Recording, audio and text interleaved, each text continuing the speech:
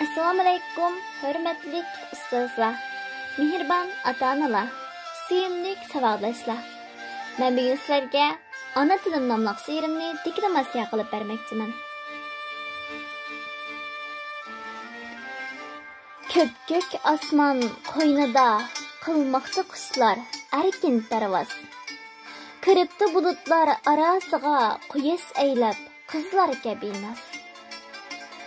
Aciz bo'lsam gerçi ifodalashga ushbu hissiyatni qanotlandi ilhom qushi katta judun qarang keldi.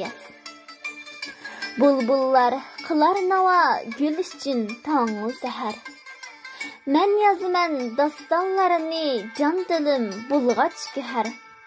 Ona tilim boyliqimdir, ham tugumas xazinamdir. Ona tilim ajdodlaridan bizga qolgan miras qanar. Ana tilim sarxil tildir, u qilishmas o'zga tildan. Ana til qadrlamagan ocholmas so'z fazilatdan. Ana tilim mo'ngluq navo, xas ko'nglimga bo'lur davo. Ana tilim san'at demak, muqomi o'chmas tarixdan.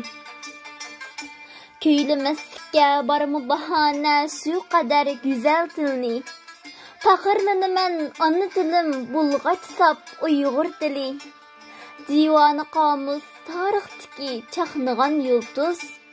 Yozgan uni Uyg'ur o'g'li Mahmud Qashqari. Ona tilsiz qandoq bo'lay Uyg'ur avlodi. Ona tilni unutgan emas ajdodlar nasli. Qadrliksan, qimmatliksan ey ana tilim. Tarixning shohi, fasohatlik Uyg'ur tili. Ko'pchilikka ko'pdan ko'p rahmat.